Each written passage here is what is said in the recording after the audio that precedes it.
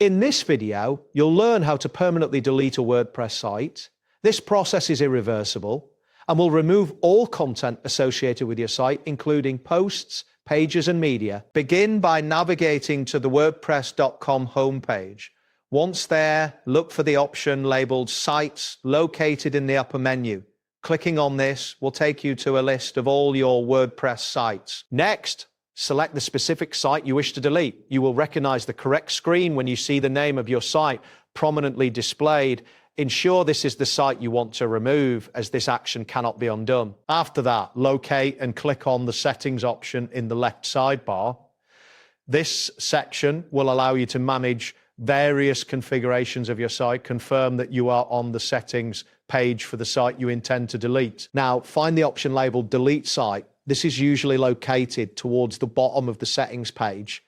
Clicking this will prompt a warning message informing you that deleting your site will erase all posts, pages, media, and data. Once you see the warning message, read it carefully.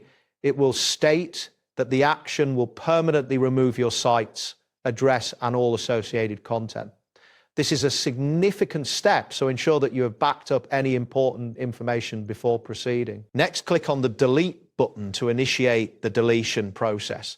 A new message will appear, emphasizing that this deletion is irreversible. It will reiterate that all your content, including users and purchased upgrades, will be permanently removed. You will also see a notification that your domain will become unavailable once the site is deleted. At this point, it is crucial to understand that if you wish to reclaim this domain later, it may not be possible. Now, you will be prompted to type your site's domain to confirm the deletion.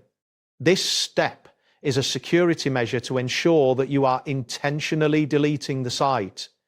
Enter the exact domain name of your site, ensuring there are no typos. Finally, click on the Delete Site button to complete the process.